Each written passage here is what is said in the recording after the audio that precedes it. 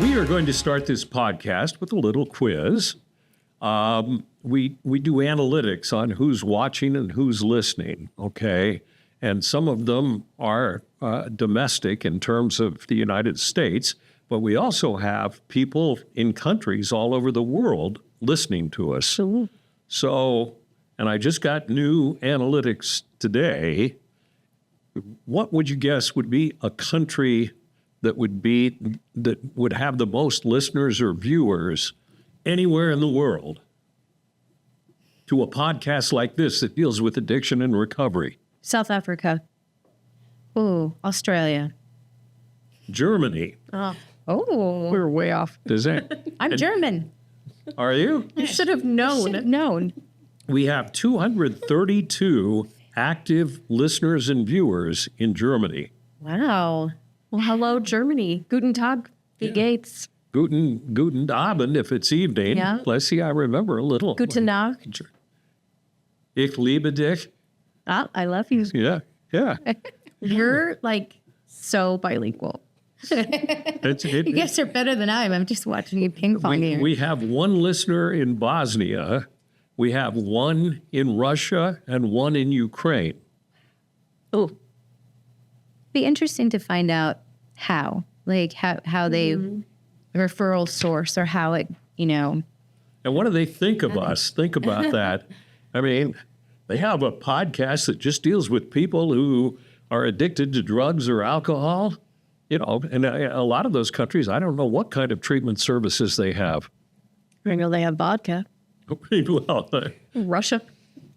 we used to joke about, we called him Igor, which I guess is, I don't know if that's fair or not, but we said if Igor in Russia is listening, if he ever comes to America, we'll buy him a bottle of good vodka as opposed to the cheap crap that he drinks there. It's just a thought. We would love to meet you. Yes, You'd Igor. be so confused with like an Odyssey House logo on it, a bottle of vodka.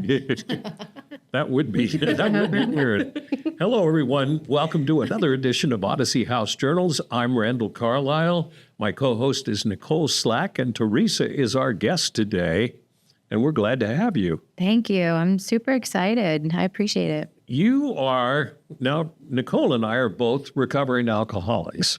And at least in the AA meetings that I go to, we refer to you as a normie, which means you don't have an addiction to alcohol or drugs, but you still work for Odyssey House.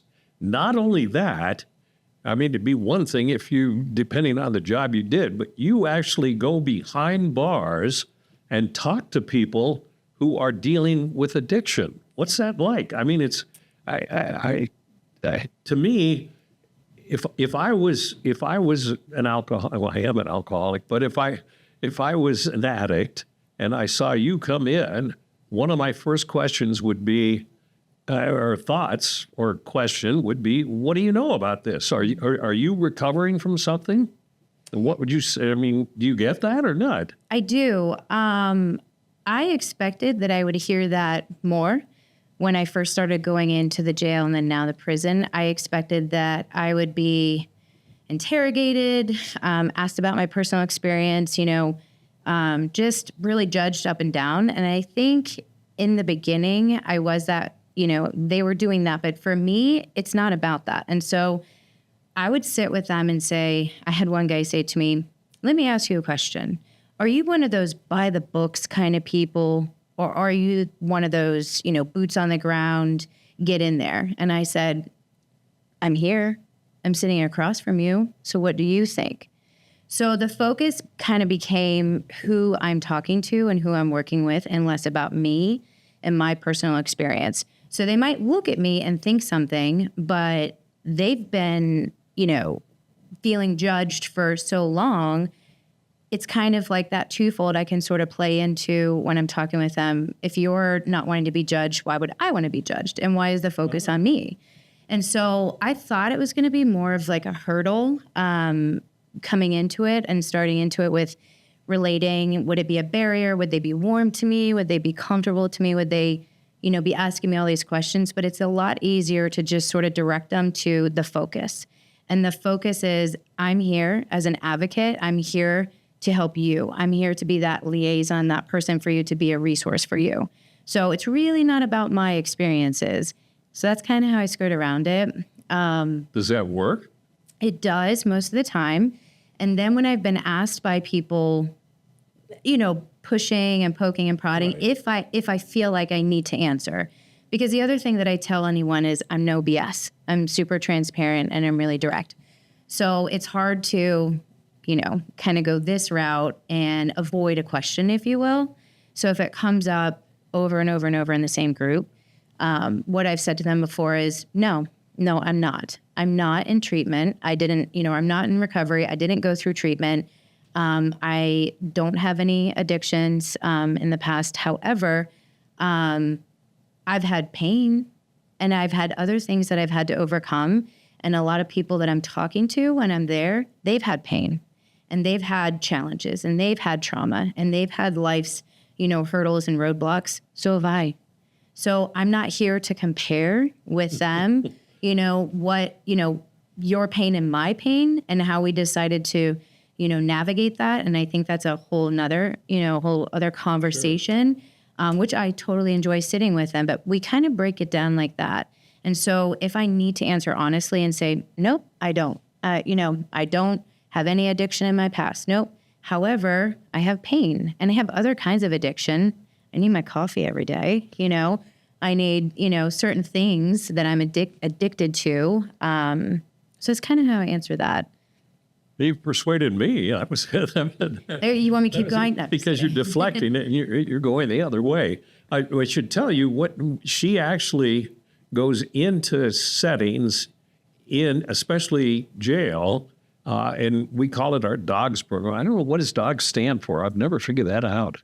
Drug Offender Group Services. Whoa, Yeah. she's good. Yeah. Anyway, it's a voluntary situation where people can choose to sit down. It's not treatment or anything else. It's just a meeting to talk about where somebody might get help if they want help. Mm-hmm. So you're sitting in the jail with these offenders, and somebody might ask, why in the world would you want to do this? I mean, Well, I think, so I actually have a background, my bachelor's is in criminal justice.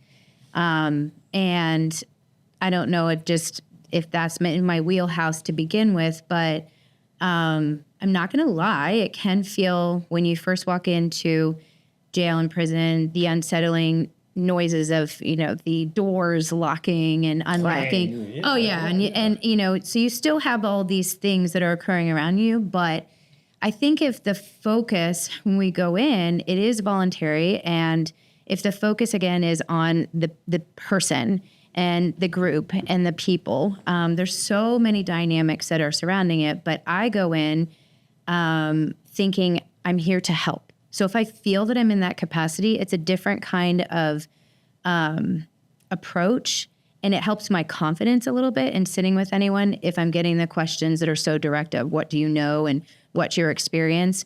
It's a little less unsettling, and just to view people in the eyes of, sure, they might be in here and incarcerated, but some of us are one step away from a life crisis, right? And I can't say, and not everybody can say that they would handle some of the situations, some of the people that I'm talking to, the way they've handled it. I'm like, okay, I get it. I understand. That's a lot. That's overwhelming. That must have been hard. I get it. So when we go into these groups and we're sitting in there, again, first going in, it can feel unsettling because you're just sitting. Most of the time we sit in a multi-purpose room. So the pods are designed where they're 2-story and sort of open 2-tier, if you will. And it depends on what level of security they're in, how they're tiered out and allowed to be out. So you could just be walking right in. And at first it's like, oh my gosh, everybody's just walking everywhere, and it feels overwhelming at first, but everybody's excited to see us. And they know that we're not there in a capacity of telling them, you must do this, or I'm not stripping any choices or any freedom or anything from them. I'm there to listen to them. So they have a long list of grievances, sometimes about the staff. And then they have frustrations. They're, where they're incarcerated, they cannot communicate as easily as we can. They can't get the wheels turning to, come up with some solution.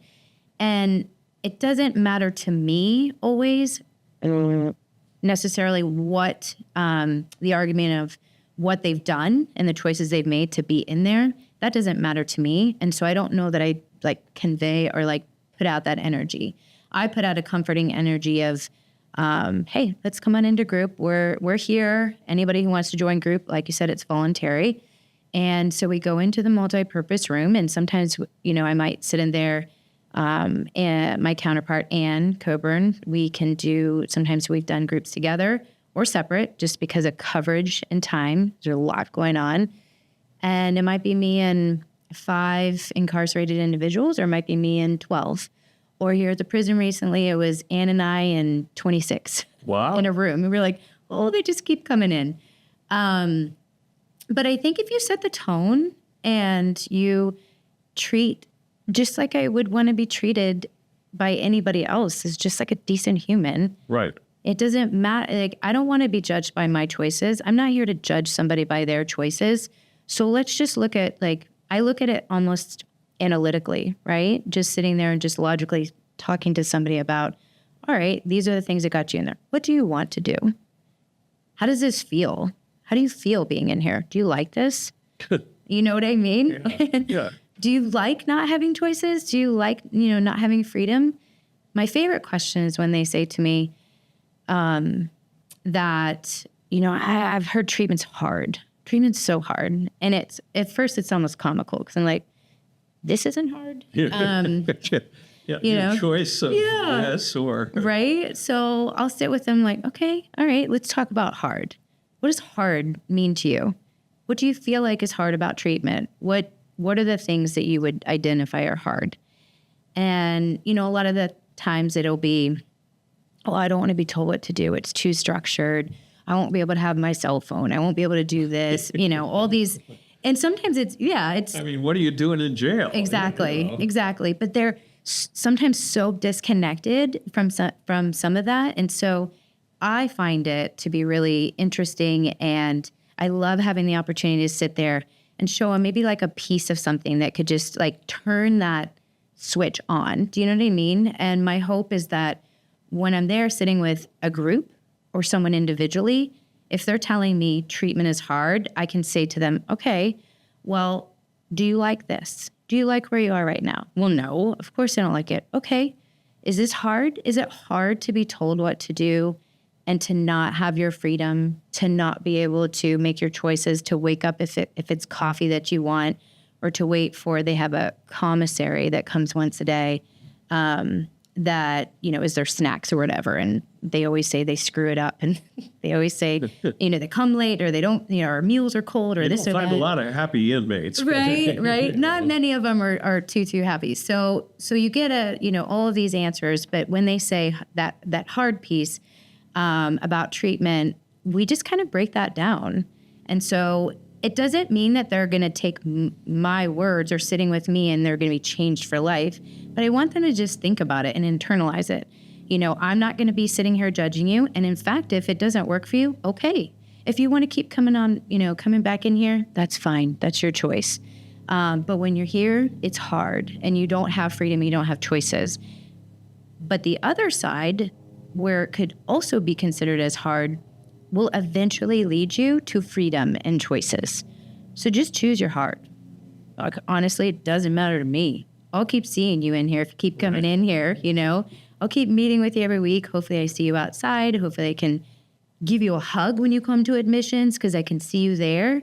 So that's kind of, and when we sit down, I think it's just really fascinating to me that we can take this too cool for school sort of criminal mentality and we just break it down. And I'm like, don't BS me. Let's just sit and talk. You're planting seeds, I guess, is the way I hope. to look at it. Well, you never know. Yeah. Well, maybe you do. That's what I was going to ask you. Do you I mean, like if you were a therapist here in our, say, in a residential program, you would know whether what you had done with that client had succeeded to a degree that the person hopefully would graduate and is out doing cool stuff in life. Yeah. Do you ever see anything, because you're at the very, very baseline of perhaps recovery for these people. Do you ever see success? So I think, and I hope that where I'm relatively new here. So the longer that I'm here, I do hope to see that. And I do see some really great things happening. I've seen, I was walking into admissions the other day into the office, and there was a mother that's in the parents program. She was coming, we were getting ready to cross each other on the sidewalk, and she was like, "Hi." And I said, "Hi." And we started talking, and she was so clear-minded. And it was awesome because when I had seen her, she wasn't. You know what I mean? And so she was just afraid and incarcerated and just, all the things. And so to see her clear-minded gives me hope. And it's something that I think I just kind of chase after that challenge, if you will, that challenge of just, like you said, maybe planting that seed and just hoping that somebody can see that, just because I'm a normie, as they call it, which again is so funny, but just because they might see me. That's as a her normie. last name. Yeah. Teresa Normie. Right. I want them to know that they can trust. They can trust people just because I don't have the same exact set of circumstances. I don't have the same experience. It's okay to trust. Like, there are people out there that might want to help them that don't have to have the same exact set of, events and experiences. And so hopefully that opens them up a little bit more. And I really take a lot of, satisfaction in saying, "Hey, I know you're scheduled to be picked up," when I'm talking to them in the jail. And I always tell them, "I'll look for you on the schedule. And then I'll see if I can pop in over to admissions and say hi to you when you come through." And that might not sound like a big deal, but to them, to have one familiar face, Sure. And I'm not a liar, and I'm not painting, this picture of rainbows and unicorns. I'm still talking about the hard and talking about the work they're going to have to do, and being as realistic as I can to set that expectation, because, it's overwhelming and the transition is overwhelming. And so I can see it in their eyes when they're like this, big-eyed, what is going to happen? So we talk about things. What's the first day going to be like? What is it going to be like when I get to admissions? Can I talk to, they have all these questions. So. Nicole, you suggested Teresa for this podcast, and you were gushing about how wonderful she is. What's wonderful about her? I just love her perspective, the way she can look at something, and it's just so different from mine. And the way she can just be so positive and just be so compassionate to people that are addicts and you're not. And I just think that that's a really good quality, and you don't see it a lot. So do you stay calm all the time? Oh, no, you might want to ask my husband that question or my kids that question. She has a 3-year-old, so Oh, yeah, wow. a 4-year-old now, but yes. So not always calm. But I honestly think that going into jails and prison it's humbled me. You see and hear so much. There's so many different ways people have come, their life choices and experiences to have just, I hear so much pain Yes. and confusion and potential. And I my wheels are just going crazy when I'm sitting with people, because I know they're not ready for me to be like, "Oh my gosh, let me paint this whole picture for you and it's going to be amazing." You can be a lawyer someday. Yeah. Yes. And it's you can do all these things. But it's also about just meeting people where they are. And in this case, literally where they are. So I have to say, and just be with them and be present with them. But it's really exciting to me to be able to just show anyone that good things can come from bad things. And just because you've had an entire life up to this point that's been bad, and some things are really, really bad. Yeah. I mean, people share some really hard things. And when I sit with them, like Nicole and I have talked about before, I've almost gotten to the point where I've cried with them. They cry to me in jail. They cry, not yet in prison, but we'll see. I'm sure that's coming. But they cry because they're experiencing true emotions, and maybe they felt like they never could before. And I try to remind them when they're saying things like, you think I'm crazy, don't you? You think this sounds crazy. And like, you think this is something that somebody else would judge me for. I sit with them and I say, that's not my job. It's not my job to sit here and judge you. My job, the way I see it, is to sit and understand you. And this is the best way I know how to, you know? And I think we as a society stereotype addicts and inmates, and because I've been here 6 years, and the potential of so many of our people who have come out of incarceration and have gone on to do really good things. It's not just an addict sitting in a jail cell who's done all these horrible things. It's people with tons of potential. Yeah. You know, and they just, their life just took a different direction, you know. I appreciate being in the presence of people like that so much more, to be honest, because I think, you know, I call them colorful people or living in color, right? And I think when we're not talking about those things, it's actually not my comfort zone. It's weird. I shouldn't say it's weird, but when I first meet somebody, if I continue to see them over and over and over, I need to get out of that surface talk level place as quickly as possible. So you might catch me saying something more personal just to say, hey, like, this is who I am. Like, let's just be real with each other. I'm not going to keep talking to you about the weather if I've seen you like 3 or 4 times. Nice day. Yeah, right, Yeah. right. But I expect that it would be that way in the beginning. And I want to like get to know somebody, and I don't care if it's like the broken pieces or the broken parts or whatever we want to call it. And from, like you were talking about with that labeling, it's strong in a lot of different places. You know, it's not just for, you know, somebody who has had an addiction. What about somebody who's gone through domestic violence? Mm-hmm. And somebody who's quote unquote a victim? That's a label. And when we put somebody in these categories, they don't know their fullest potential because they think they have to be right here and they have to be, you know, boxed in. And so for me, from personal experience, I have a plethora of a lot of different things, not addiction, but I have pain and trauma and, you know, domestic violence, single mom, you know, all the things. And I remember when I was a young single mom thinking to myself, I'm not going to be, like, you read statistics in a fun way. I'm not going to be a statistic. My child is not going to be the child that somebody can point out in a reading circle in kindergarten and think that that kid is not, you know, Single mom. Yeah. So that was a chip. DV, violence. Yeah, Right. Yeah. What do you expect from the kid? Right. So it was a chip that I had. So I understand it's not the same thing. The content is not the same, but battling those kind of labels and battling those kinds of resources and just saying, like, feeling like you're screaming as loud as you can and everybody around you is just like nobody's hearing you. I understand what that feels like. And I understand what it feels like to be hitting the ceiling and not being able to bust through, to be working your tail off and you're like, ugh, is this ever going to work?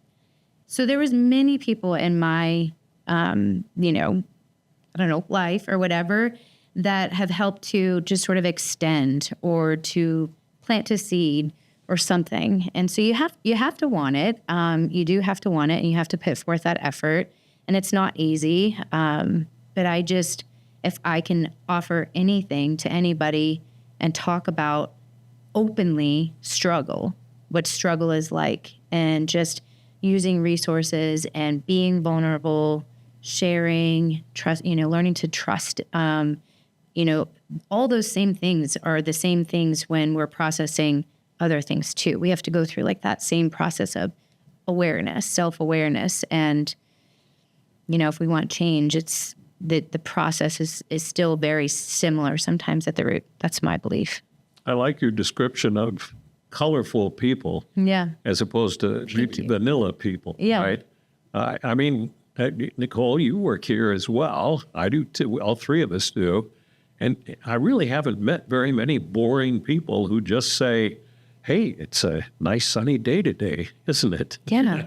That would be so, Triggering. yeah. I'd be like, what, are you some robot? Like, what is, You're scaring me. yeah, I don't like, so I just want to take them by the shoulders and say, tell me something real. Yeah. I don't care if it's a hard reel or something, even if they have to say, the real thing is I don't like you.